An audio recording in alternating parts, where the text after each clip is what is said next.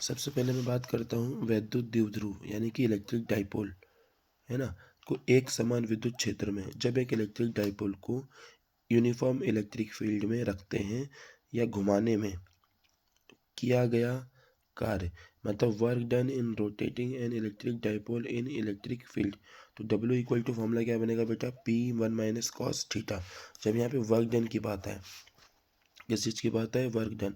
P क्या है यहाँ पर, इलेक्ट्रिक डाइपोल मोमेंट यानी कि विद्युत द्विध्रुव आघूर्ण। ई क्या है, वो विद्युत क्षेत्र। और 1 माइनस कॉस थीटा, उस जिस एंगल से उसको घुमाया जा रहा है या जिस एंगल से वो रखा गया है, ऐसा समझ लो अभी। तो W equal to P1 minus cos theta, ये work done in rotating an electric dipole in a uniform electric field. अब उसके बाद सेकंड टॉपिक आता है इसके अंदर हम लोगों के पास कि एक समान, वापिस वही एक समान विद्युत क्षेत्र में रखे गए विद्युत द्विध्रुव की स्थितिक ऊर्जा, मतलब potential energy of N electric dipole place in a uniform electric field.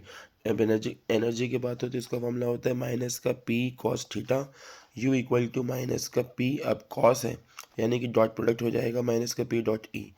ठीक है। अब उसके बाद आता है लीनियर चार्ज डेंसिटी। चार्ज का डिस्ट्रीब्यूशन तीन प्रकार से किया जाता है। सबसे पहले आता है लीनियर चार्ज डिस्ट्रीब्यूशन, जिसके अंदर लीनियर चार्ज डेंसिटी रेखिक आवेश घनत्व लैम्डा इक्वल टू क्या हो जाएगा, Q अपॉन एल, या Q equal to lambda into L. Lambda क्या है, लीनियर चार्ज डेंसिटी। ठीक है। उसके बाद सरफेस एरिया यानी कि सतह आवेश घनत्व sigma equal to Q upon है।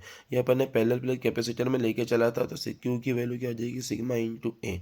अब उसके बाद गॉस थ्योरम से एक सड़ा सा क्वेश्चन आ जाएगा, एक क्यूब के सेंटर के ऊपर एक चार्ज रखा हुआ है, तो उसके ईच फेस से निकलने वाले इलेक्ट्रिक फ्लक्स क्या हो जाएगा। अपने को पता है यूनिट पॉजिटिव चार्ज से क्या होता है, क्यू अपॉन एप्सिलॉन जीरो, तो क्यू की वैल्यू 1। लेकिन अब ये 6 फेसेस है तो क्या आ जाएगा आंसर, 1/6 एप्सिलॉन जीरो। ठीक है। अब ये है टॉर्क यानी कि विद्युत द्विध्रुव आघूर्ण जिसको बोला जाता है, जब उसको एक अपन इलेक्ट्रिक फील्ड में रखते हैं तो टाउ की वैल्यू क्या होती है, P क्रॉस ई। तो टाउ इक्वल टू यानी कि उल्टा J यानी कि टॉर्क ऑन इलेक्ट्रिक डाइपोल, है ना, प्लेस जीना यूनिफॉर्म, इसको मूवमेंट को काट दो, place in a uniform electric field, तो tau equal to P sine theta. अब आगे, किसी पदार्थ का प्रति एकांक आयतन विद्युत द्विध्रुव आघूर्ण कहलाता है। किसी पदार्थ का प्रति एकांक आयतन पे विद्युत द्विध्रुव आघूर्ण क्या कहलाता है, ध्रुवण कहलाता है, पोलराइजेशन कहलाता है। ठीक है।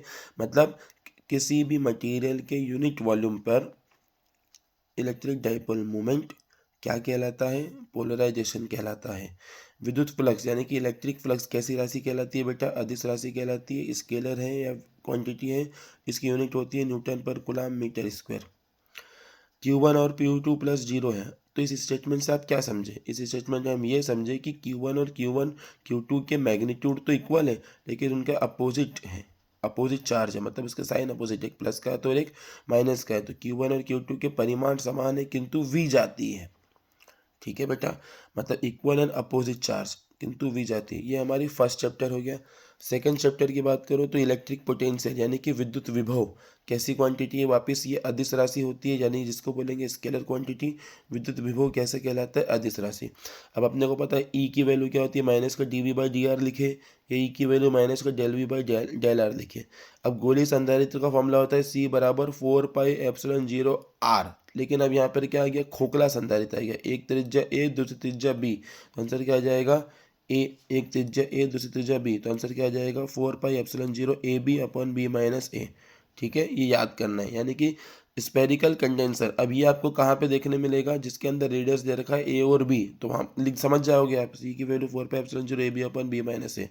अब आवेशित संधारित्र मतलब energy stored in a charge capacitor, आवेशित संधारित्र की ऊर्जा। अब U इक्वल टू क्या होता है, 1/2CV² दिखे, बराबर में 1/2QV लिखे, या बराबर में 1/2Q²C लिखे। आपको आंसर तीनों में से कोई सा देखने को मिल जाएगा। और नहीं ये लिखा है, अगर सीधा पूछा है फॉर्मूले में, तो U इक्वल टू 1/2CV² लिख सकते हैं। अब विद्युत बल रेखा यानी कि इलेक्ट्रिक लाइन फोर्स और समविभव पृष्ठ यानी कि इक्वी पोटेंशियल सरफेस के बीच का कोण यानी कि एंगल कितना बनता है, हमेशा 90 डिग्री। ठीक है। हिंदी वाले अंग्रेजी में थोड़ा सा पेपर देख सकते हैं, अंग्रेजी वाले हिंदी में भी पेपर देख सकते हैं। विद्युत बल रेखा यानी कि इलेक्ट्रिक फील्ड लाइंस व समविभव पृष्ठ यानी कि इलेक्ट्रिक इक्वी पोटेंशियल सरफेस के बीच का कोण कितना बनता है, 90 डिग्री होता है। विद्युत क्षेत्र की दिशा में चलने पर विभव घटता है, मतलब on moving in the direction of electric field the potential decreases, the potential decreases. ठीक है। आई भाषा में विद्युत क्षेत्र की दिशा में चलने पर विभव घटता है यानी कि डिक्रीजेस। ठीक है बेटा। अब ये सेकंड चैप्टर हो गया हमारा। अब हमारे पास आता है सेकंड चैप्टर के बाद, इसी सेकंड चैप्टर के अंदर मोस्ट इंपॉर्टेंट चीज़ बार बार पूछ लेता है कि ध्रुवी परावैद्युत यानी कि polarised dielectric. Polarised dielectric H2O मतलब HOH के फॉर्म में भी बोल सकता है। और अध्रुवी परावैद्युत मतलब अनपोलराइज्ड डाइलेक्ट्रिक। तो अनपोलराइज्ड डाइलेक्ट्रिक इसको बोलेंगे पोलराइज्ड, ठीक है, और इसको बोलेंगे अनपोलराइज, तो वो क्या है, हाइड्रोजन। फिर धारिता यानी कि कैपेसिटेंस, धारिता को क्या बोलेंगे अपन, कैपेसिटेंस का विम्यू सूत्र मतलब डायमेंशनल फॉर्मूला कितना होता है बेटा, m-1 L-2 T4 A²। ठीक है, ये इंपॉर्टेंट चीज़ थी बताने की, बता रहा हूँ। अब अनुगमन वेग यानी कि हमारा ड्रिफ्ट वेलोसिटी कहलाता है, ये ड्रिफ्ट वेलोसिटी। तो वी डी का मामला होता है E capital E tau, tau यहाँ पर क्या है, रिलैक्सेशन टाइम अपॉन एम। अब चालक का प्रतिरोध का फॉर्मूला होता है R equal to rho L upon A, पर उसमें रो की वैल्यू क्या हो जाएगी, ये M upon N E square tau और एल अपॉन ए। ठीक है, ये तुम्हारा क्या कहलाएगा, रो। तो रो एल अपॉन ए, और ये किसके अकॉर्डिंग में रहा, हमारा फ्री इलेक्ट्रॉन थ्योरी से हमने जब डेरिवेशन किया था तभी हमारा निकल के आया था। अब उसके बाद थर्मिस्टर, थर्मिस्टर नाम ही समझ में आ रहा है कि ऐसा डिवाइस है जो टेम्परेचर बढ़ाने पर इंक्रीज होता है रेजिस्टेंस। अब अपने को पता है कि इंक्रीज टेम्परेचर और रेजिस्टेंस डायरेक्टली प्रोपोर्शनल होते हैं, समानुपाती होते हैं। तो thermistor temperature increases then R increases. अब एग्जाम में क्वेश्चन पूछा जाता है कि भैया टेम्परेचर कोफिशिएंट क्या होता है, तो यानी कि जब 0 डिग्री पर 1 ओम प्रतिरोध बन वाले तार, मतलब एक ऐसा कंडक्टर है जिसके वैल्यू क्या है 1 ओम रेजिस्टेंस, और अगर वो 0 डिग्री पर है, तो ताप को जब मैं 1 डिग्री बढ़ा दूं, यानी कि इंक्रीज करता हूं मैं टेम्परेचर को 1 डिग्री, तो उसके प्रतिरोध में होने वाली वृद्धि, तो अगर मैं 1 डिग्री बढ़ाऊंगा तो उसका टेम्परेचर भी बढ़ेगा, क्योंकि resistance is directly proportional to temperature. तो उसकी वृद्धि को उस तार का क्या कहलाएगा, पदार्थ का पर का प्रतिरोध ताप गुणांक कहते हैं। अब आर का फॉर्मूला है R0 1 प्लस, ये 1 है बेटा, ये ब्रैकेट है 1 प्लस अल्फा टी, इसको बोलेंगे रेजिस्टेंस टेम्परेचर कांस्टेंट या coefficient of temperature, constant coefficient of temperature या रेजिस्टेंस टेम्परेचर कांस्टेंट। ठीक है, अब उसके बाद विद्युत धारा की दिशा यानी कि डायरेक्शन ऑफ करंट क्या होता है, ऑलवेज इलेक्ट्रॉन की दिशा की विपरीत, इलेक्ट्रॉन की दिशा के विपरीत, मतलब in the opposite direction of the electrons, in the opposite direction of the electrons, in the opposite direction of the electron. ये हमारा अध्याय 3 यानी कि हमारा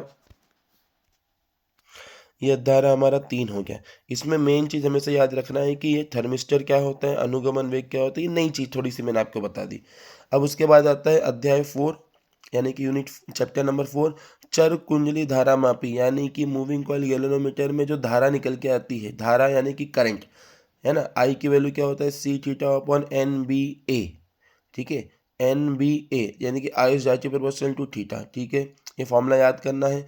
अब उसकी सेंसिटिविटी ऑफ गैल्वेनोमीटर क्या हो जाएगी, डिक्रीज हो जाती है। अपने को पता है संट लगाने पर संट एक क्या रहता है, कम रेजिस्टेंस यानी कि कम प्रतिरोध वाला एक तार, तो उसका फॉर्मूला होता है थीटा बाई आई। इसी में से थीटा बाई आई की वैल्यू निकालो तो आई को इधर फेंक दूँ, और ये जब वैल्यू को जब अरेंज करूँ तो क्या जाएगा, एन बी ए अपॉन सी, एन बी ए अपॉन सी। अब उसके बाद resistance of an ideal volt meter, मतलब आदर्श वोल्ट मीटर का प्रतिरोध कितना होगा, अनंत, क्योंकि V equal to I R, तो V चाहिए तो आई आर, आर को बढ़ा दो।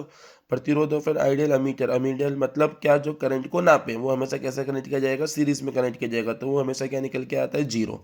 अब उसके बाद आता है कि संट क्या है, एक लो रेजिस्टेंस यानी कि कम प्रतिरोध का तार है, shunt is a low resistance wire, वो हमेशा कैसे कनेक्ट किया जाता है, पैरेलल में। अब संट का रेजिस्टेंस का फॉर्मूला क्या होता है, S equal to I G, यानी कि current to the galvanometer capital G upon I minus I G. ये कैपिटल जी हम अगले साल समझेंगे, अभी से इतना याद कर लो, S equal to I G upon I minus I G. Shunt प्रतिरोध एस का सूत्र। इसमें एग्जाम में क्वेश्चन आएगा कि दो तार है और उसके बीच में फोर्स आपको पता है म्यू नॉट अपॉन 4 पाई 2I1I2 D upon D into L. ठीक है, तो दो समांतर तारों में अगर एक ही दिशा में डायरेक्शन, मतलब करंट के डायरेक्शन सेम हो, तो वो आपस में क्या करेंगे, अट्रैक्शन यानी कि आकर्षण करेंगे, और विपरीत दिशा में हो तो धारा क्या करेगी, है ना, अगर तो वो फोर्स क्या लगेगा, प्रतिकर्षण यानी कि रिपल्सन। मतलब दो तार हैं, अगर दोनों के बीच में एक ही सेम डायरेक्शन में करंट जा रहा है तो क्या करेंगे, अट्रैक्शन, और विपरीत धारा में जा रहा है तो क्या करेंगे, प्रतिकर्षण। अब आ जाओ मेन चीज, अध्याय 5। जैसे अपन ने वहाँ पढ़ा था कि छड़ चुंबक, तो छड़ चुंबक मतलब क्या होती है, अपनी एक बार मैग्नेट। बार मैग्नेट के अंदर को हम चुंबकीय ध्रुव क्यों कहते हैं, एक नॉर्थ पोल रहता है और एक उसमें साउथ पोल रहता है, तो उसकी भी स्थितिक ऊर्जा की बात आए तो वहाँ पर वही, वहाँ पे पी कॉस थीटा था, यहाँ पे क्या हो जाएगा, माइनस का एम बी कॉस थीटा। यहाँ पे मैं माइनस लगा दूँ, ठीक है, तो माइनस का एम डॉट बी यानी कि माइनस का एम बी कॉस थीटा। और वर्क डन की बात हो रही है तो वहाँ पर क्या है, P one minus cos theta, तो यहाँ पे क्या आ जाएगा, M B one minus cos theta. वो जब वर्क डन, जब उसको हम मैग्नेटिक फील्ड में रखा जाएगा। ठीक है बेटा। अब उसके बाद हमारे पास ये चैप्टर नंबर 5 की बात हो रही है। अब चैप्टर नंबर 5 के बाद उसके अंदर एक इंपॉर्टेंट चीज कि ये भैया चुंबकीय प्रवृत्ति क्या होती है, यानी कि मैग्नेटिक प्रॉपर्टी जिसको बोल सकते हैं मैग्नेटिक, ये ऐसा होता है आई अपॉन एच। अभी से इतना देखना कि किसी पदार्थ में, in any material, the ratio of the चुंबकन तीव्रता यानी कि मैग्नेटिक फील्ड इंटेंसिटी अपन चुंबकन क्षेत्र यानी कि magnetic field, I upon H के रेशियो को अपन क्या बोलते हैं, अनुपात को चुंबकीय प्रवृत्ति कहते हैं। इंग्लिश वाले इसको सर्च कर सकते हो कि चुंबकीय प्रवृत्ति को क्या बोला जाता है, तो चुंबकीय प्रवृत्ति होती है आई अपॉन एच। ठीक है, यानी कि मैग्नेटिक प्रॉपर्टी आई अपॉन एच। ठीक है, अब उसके बाद आता है अध्याय 6। अब अपने को पता है एनर्जी U इक्वल टू क्या होता है, 1/2 L² इसके ऊपर हमारे पास क्वेश्चन आया ही आया है। L क्या होता है, सेल्फ इंडक्टेंस, I क्या होता है, करंट, और U क्या होता है, energy stored in self induction. तो M क्या होता है, म्यूचुअल इंडक्शन। L1 और L2 दो कॉइल्स हैं जिसके अंदर दो प्रेरकत्व कुंडली हैं, दो कॉइल हैं जिसके अंदर स्वयं प्रेरक यानी कि सेल्फ इंडक्शन और म्यूचुअल इंडक्शन के बीच का संबंध क्या होता है, M equal to √L1 L2। इसी को अपन रेसिप्रोसिटी थ्योरम से नाम से जानते हैं, व्युत्क्रमानुपाती थ्योरम, है ना, या सिंपल आप रेसिप्रोसिटी थ्योरम के नाम से जानेंगे, M equal to √L1 L2। अब चुंबकीय फ्लक्स हमको पता है B इंटू ए होता है, B मतलब मैग्नेटिक फील्ड इंटेंसिटी, A मतलब क्या होता है हमारा B डॉट ए। तो हम क्या लिखते हैं सर, बी ए कॉस थीटा, N क्यों आ गया, नंबर ऑफ टर्न्स की बात हो गई, या phi equal to N B A. ठीक है, ये हो जाएगा हमारे पास मैग्नेटिक फ्लक्स। उसके बाद अध्याय 7 की बात करूँ तो हमारे भारत के अंदर एसी की फ्रीक्वेंसी कितनी रहती है, 50 हर्ट्ज, लेकिन डीसी की कितनी रहती है, डीसी की क्या फ्रीक्वेंसी रहेगी, 0। Q factor, most important question, कि क्यू फैक्टर क्वालिटी फैक्टर वो होता है 1/r अंडर रूट में L/C। एल समझ में आ रहा होगा इंडक्टर, सी समझ में आ रहा होगा कैपेसिटर। अब ये वही तीन केस है कि V equal to V naught sine omega T, यहाँ पे देखो इक्वेशन, और I equal to I naught sine omega T. इन इस omega T sine omega T दोनों में फेस डिफरेंस कितना आ गया, 0। जब सर्किट कैसा हो, ओमी प्रतिरोध मतलब फॉर प्योरली रेजिस्टिव। अब शुद्ध प्रेरक तो मतलब इंडक्टर, तो इंडक्टर के मुझे पता है कि वोल्टेज ऊपर रहता है और करंट कहाँ जाता है, नीचे, तो करंट की वैल्यू क्या हो जाएगी, ओमेगा टी माइनस पाई/2। और उसके बाद प्योरली कैपेसिटिव सर्किट के अंदर V equal to V naught sine omega T नीचे जाता है, और I की वैल्यू कहाँ रहती है, ऊपर। आपने 3 ग्राफ बनाए एलसीआर सर्किट में, तो I naught sine omega T plus पाई/2। ये हमारा अध्याय 7 हो गया। ठीक है, अब इसके बाद अध्याय 8, हमारे पास जो विजिबल लाइट है उसकी वेवलेंथ की रेंज क्या होती है, 4000 से 8000 भी लिख सकते हो, या 4000 एंगस्ट्रॉम से 7800 एंगस्ट्रॉम। अब अपन ने मैक्सवेल क्या है अपने को पता है, मैक्सवेल इलेक्ट्रोमैग्नेटिक वेव का डिस्कवर है, एम्पेयर अपने को पता है। अब ये मैक्सवेल एम्पेयर नियम ने क्या बनाया, एम्पेयर ने क्या बोला था, B dot D L equal to mu naught I, लेकिन यहाँ पर अब क्या चीज़ आ गई, आई डी मतलब डिस्प्लेसमेंट करेंट, तो I C plus I D, जहाँ पर आई सी क्या है, जिसको परिचालन धारा कंडक्शन करंट, आई डी क्या है, विस्थापन धारा कहते हैं। तो मैक्सवेल एम्पेयर नियम अगर लिखने के लिए बोल दे तो five D L equal to mu naught I C plus I D लिख के आ जाना। अध्याय 9 की बात करो तो पता है समतल दर्पण की वक्रता त्रिज्या फोकल लेंथ इन्फिनिटी होती है, तो वक्रता त्रिज्या भी क्या रहेगी, इन्फिनिटी। हर साल एक सड़सठ लॉ दे देता है, पिछली बार मेलस लॉ दिया था, इस बार हो सकता है कि कॉची का फार्मूला दे दे। कॉची का फार्मूला इतना याद करके आ जाना कि म्यू प्लस म्यू बराबर A plus B by lambda square plus C by lambda 4 plus D by lambda 6। इस टाइप से आगे कहानी चलेगी जहाँ ए बी और सी क्या है, नियतांक है। ठीक है बेटा। अब उसके बाद ये विचलन मतलब समझ में आता है आपको, deflection. Lambda equal to mu minus 1 A क्या हो जाएगा तुम्हारा, प्रिज्म एंगल, और म्यू क्या होता है, रिफ्रैक्टिव इंडेक्स, और लेमडा तो म्यू माइनस 1 ए। ठीक है, अब इतना आपको याद करना है अभी। अब आ जाता है हमारा सिंपल माइक्रोस्कोप, आपको पता है सरल सूक्ष्मदर्शी कहते हैं, इसका मैग्नीफिकेशन का फॉर्मूला दो तरीके से लिखा जाएगा, m/1 + d/f, या m = d/f। संयुक्त में अब मुझे तो समझ में आ रहा है कि इसके अंदर एक ही है लेंस, सरल सूक्ष्मदर्शी में तो यहाँ पे यूवी का कॉन्सेप्ट आएगा ही नहीं, है ना। अब यहाँ पर समझो इधर संयुक्त सूक्ष्मदर्शी में ओ आ रहा है मतलब ऑब्जेक्टिव की बात हो रही है, ई आ रहा है मतलब आईपीस की बात हो रही है, और इसका main formula M equal to M O into N T, M E मतलब magnification of objective into magnification of eyepiece. दो फार्मूले हैं, एम इक्वल टू माइनस के V naught U naught upon 1 plus D by F E, minus के V naught U naught D by F E, इसी फार्मूले से बना है एम की वैल्यू। अब उसके बाद देखो यहाँ पर ये वैल्यू जो रहेगी वो एम ओ रहेगा, ये वैल्यू रहेगी वो क्या रहेगी एम ई। अब उसके बाद एस्ट्रोनॉमिकल टेलीस्कोप की बात करूँ तो एम की वैल्यू क्या होती है वहाँ पे माइनस के F O upon F E, मतलब जहाँ पे F O upon F E आ रहा है तो एस्ट्रोनॉमिकल टेलीस्कोप की बात करूँ, टेलीस्कोप की बात करूँ यानी कि खगोलीय दूरदर्शी, एम की वैल्यू माइनस के एफ ई अपॉन एफ ई। इसमें जो नली की लंबाई रहेगी वो क्या रहेगा एल बराबर F O plus F E. इस पे न्यूमेरिकल पूछ मारा है, दूरदर्शी टेलीस्कोप मतलब क्या एम की वैल्यू एफ अपॉन एफ ई, फर्क ये है बस।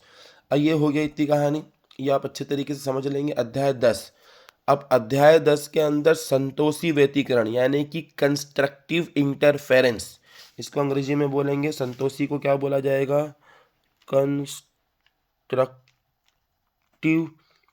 इंटरफेरेंस के लिए पथांकर, है ना, कंस्ट्रक्टिव इंटरफेरेंस के लिए पथांकर lambda equal to 2n del equal to 2n lambda by 2, और जहाँ पे फाई की वैल्यू क्या रहेगी 2n पाई। फिर उसके बाद विनाशी यानी कि डिस्ट्रक्टिव इंटरफेरेंस के लिए पथांकर यानी कि वेव का जो पाथ है, तो लैम्डा की वैल्यू डेल की वैल्यू क्या रहेगी 2n माइनस 1 लैम्डा बाई 2, मतलब 2n है और इसमें माइनस 1 हो जाएगा तो विनाश हो जाएगा 2n माइनस 1 लैम्डा बाई 2, तथा फाइव की वैल्यू वापिस वही 2n की जगह पर 2n माइनस 1 है। ये मोस्ट इंपॉर्टेंट है, इसमें से क्वेश्चन पूछ सकता है। कंस्ट्रक्टिव इंटरफेरेंस की बात करूँ तो del equal to 2n lambda by 2 और फाइव इक्वल टू 2n पाई। अब अपने को पता है यंग्स ने द्वि स्प्लिट प्रयोग किया था, तो beta equal to lambda D by D, beta equal to जहाँ बीटा क्या है फ्रिंज की विड्थ या फ्रिंज की चौड़ाई है। अब व्यतिकरण में क्या होता है R square equal to A one का स्क्वायर प्लस ए टू का square plus 2a1 a2 cos theta, वही कहानी A one A square plus B square का फॉर्मूला है बेसिकली ये, और कॉस थीटा के साथ में, ठीक है। दिमाग उसी बेसिस पे बना आर स्क्वायर इक्वल टू ए1 का स्क्वायर प्लस ए2 स्क्वायर प्लस 2a1। सर इसको हम आएंगे कैसा परीक्षा में, ये सारी चीज़ें वहाँ एग्जाम में लिखा जाएगा कि संतोषी व्यतिकरण के लिए पथांकर के लिए सूत्र लिखिए, यानी कि कंस्ट्रक्टिव इंटरफेरेंस के लिए पथांकर के लिए सूत्र तो lambda equal to 2n lambda by 2। और उसके बाद मेलस का नियम आपको पता है, आई समानुपाती होती है, फिर I max upon I minimum की value a1/a2 upon a1 minus a2 by, ये आपको पूछ लेगा मैथ्स द कॉलम में। आई मेलस लो क्या बोलेगा I equal to I naught cos square theta. ये सारी चीज़ें आपको याद करना है, 10 मिनट में अपने आराम से याद हो जाएगी, ठीक है। या देखोगे बार बार इन चीज़ों को कि हाँ यार ये है कंस्ट्रक्टिव इंटरफेरेंस, ये है डिस्ट्रक्टिव इंटरफेरेंस। अब आ जाता है हमारा अध्याय 11। मैं देखो छोटी छोटी सी चीज़ें लेके आया हूँ आपके लिए, जो आपकी इम्पोर्टेंट बहुत सारी चीज़ें हैं, लेकिन उसके अंदर सारी चीज़ें निकाल तो नहीं सकता था मैं, लेकिन जो अभी तक नहीं बताई गई। 1 इलेक्ट्रॉन वोल्ट अपने को पता है 1.6 इंटू 10⁻⁹ जूल होते हैं। अब इसको वैल्यू को उल्टा करूँगा तो क्या आ जाएगा बेटा, 1 जूल में कितना आ जाएगा भाई 6.25 into 10⁻18 electron volt. Photo electric effect equation दे रखी है 1/2 mv square max equal to H nu minus H nu naught. तो के मैक्स इक्वल टू ई की वैल्यू एच न्यू होती है, फाई की वैल्यू एच न्यू नॉट जो होती है। फाई क्या होता है कार्यफलन जिसको बोलते हैं वर्क फंक्शन, ये क्या होती है थ्रस्ट और फ्रीक्वेंसी। अब ये lambda equal to H upon √2me, ये वाला इक्वेशन भी इन्हीं से निकाल के लेके आया हूँ। अब आता है कट ऑफ पोटेंशियल, या इसको बोला जाता है अंतर विभव या विरोधी विभव की डेफिनेशन आपको याद करना है कि एनोड के उस ऋणात्मक विभव को जिस पर प्रकाश विद्युत धारा का मान शून्य हो जाता है, यानी कि negative potential at which the photo electric current is zero is called, हमें क्या कहेंगे विरोधी विभव या अंतर विभव कहते हैं। ये 3 बात 4 बात अपने को बहुत अच्छे तरीके से याद करना। सबसे बड़ा जो चैप्टर है वो चैप्टर नंबर 12 है, इसमें कुछ भी पूछ रहा है। अब इसमें बोहर का मॉडल है, तो बोहर के मॉडल में nth कक्ष यानी कि nth ऑर्बिटल के लिए त्रिज्या रेडियस ऑफ nth ऑर्बिट का फॉर्मूला क्या है Rn बराबर sigma n square H square upon pi M E की पावर 4। अब अगर इसके अंदर मैं सिर्फ n स्क्वायर को हटा के जो पूरी वैल्यू बच रही है इसको किसके बराबर लिखता हूँ a नॉट के, और a नॉट क्या कहलाता है हमारा बोहर की त्रिज्या का मान, जिसको हम यानी कि बोहर मॉडल के अनुसार अगर फर्स्ट ऑर्बिट की अगर हम रेडियस निकाले हैं तो उसको क्या बोलेंगे बोहर त्रिज्या, Bohr radius, Bohr radius, Bohr radius. मैं फिर कह रहा हूँ ए नॉट की वैल्यू और इसकी वैल्यू होती है 5.3 इंटू 10⁻⁻11 मीटर, ठीक है। और ये फार्मूला है ए नॉट इक्वल टू, ये इसी में से हमने निकाल के लेके आए। अब इलेक्ट्रॉन की ऊर्जा मुझे पता है, परमाणु हाइड्रोजन परमाणु में एन की वैल्यू 1 पुटअप कर देंगे तो ई की एन की वैल्यू क्या हो जाएगी, माइनस का 13.6 इलेक्ट्रॉन वोल्ट। ई एन का फॉर्मूला क्या होता है, माइनस का 13.6 electron volt upon N square. अब उसके बाद अपने को पता है अल्फा कण प्रकीर्णन किसने किया था, रदरफोर्ड ने किया था। तो न्यूनतम दूरी, ये दो चीज़ याद कर लेना, R naught equal to 1/4πε0 2ZE upon 2ZE। इसमें मेन चीज़ ये याद करने की जरूरत है ई एन की। और कोणीय संवेग का फॉर्मूला होता है NH/2y MVR। ये किसमें, बोहर में। बोहर में जब कोणी बनाता है MVR इक्वल टू कितना होता है, NH/2π, ठीक है। उसके बाद न्यूनतम पहुंच की दूरी, और ये एन और इसका बीच का रिलेशन है। ये परीक्षा में आज तक नहीं पूछा लेकिन मैंने लिख दिया। अब न्यूनतम पहुंच की दूरी R naught equal to 1/4πε0 2ZE² upon K, ठीक है। अब इसके बाद फिर बोहर मॉडल के अनुसार प्रथम कक्ष में फर्स्ट ऑर्बिट में इलेक्ट्रॉन की चाल, इस पे से क्वेश्चन आया था n=1 n=2 n=3। तो उसका फॉर्मूला अगर निकाला जाए तो वो निकलता है C/137।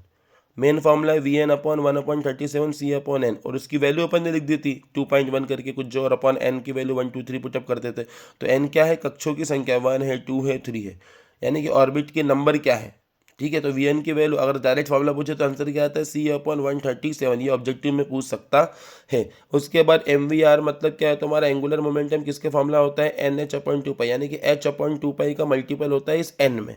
तो कोणीय संवेग जिसको बोलते हैं एंगुलर मोमेंटम। यहाँ तक कहानी समझ में आ गई होगी आप लोगों को। अध्याय 3 की बात करें तो किसी नाभिक न्यूक्लियस की त्रिज्या किसके बराबर होती है, R=R0 a⁻⁴ ठीक है। अब R0 की वैल्यू क्या होती है, 1.2 इंटू 10⁻⁻10 मीटर। 1 AME यानी कि एटॉमिक मास यूनिट में कितनी मेगा इलेक्ट्रॉन वोल्ट एनर्जी होती है, 931। E इक्वल टू mc² लिखे या del equal to del mc² लिखे। ये क्या होता है, आइंस्टाइन मास एनर्जी इक्विवेलेंस। अब हमारे पास 3 प्रकार के रेडियो एक्टिव पदार्थ से निकलने वाले विकिरण या कण रहते हैं, पार्टिकल्स। तो अल्फा पार्टिकल्स कैसे रहते हैं, पॉजिटिव चार्ज, ये बात याद रखना है। बीटा पार्टिकल कैसे रहते हैं, बीटा पार्टिकल्स या ऋणावेशित रहते हैं। और गामा किरणें क्या रहे हैं, इलेक्ट्रोमैग्नेटिक वेव्स। अब ये हीलियम से निकले हैं क्या, अल्फा कण इलेक्ट्रॉन से नेगेटिव है, तो इससे कहाँ से निकले हुए, इलेक्ट्रॉन से। ये एग्जाम्पल मैं आपको बता दी। अब यूरेनियम 238 के लिए बाइंडिंग एनर्जी पर न्यूक्लियन क्या वैल्यू होती है, 7.6 मेगा इलेक्ट्रॉन वोल्ट। और मैक्सिमम बाइंडिंग एनर्जी पर इलेक्ट्रॉन की मैक्सिमम वैल्यू कितनी होती है, 8.8 मेगा इलेक्ट्रॉन वोल्ट। लेकिन यूरेनियम 238 के लिए वैल्यू कितनी है, 7.6 मेगा इलेक्ट्रॉन वोल्ट। प्रति न्यूक्लियन बंधन ऊर्जा का अधिकतम मान कितना होता है, 8.8 मेगा इलेक्ट्रॉन वोल्ट, ठीक है। अब आगे अध्याय 14 अर्धचालक पदार्थ की चालकता R=E Ne into mu. Mu मतलब मोबिलिटी ऑफ चार्ज, यानी कि सेमीकंडक्टर मटेरियल की चालकता, कंडक्टिविटी या कंडक्टिविटी आप समझो, है ना। कंडक्टिविटी किस पर डिपेंड करती है, R=E Ne μe plus NN μN, ठीक है। डायोड का गतिक प्रतिरोध RD = ΔV अपॉन ΔI।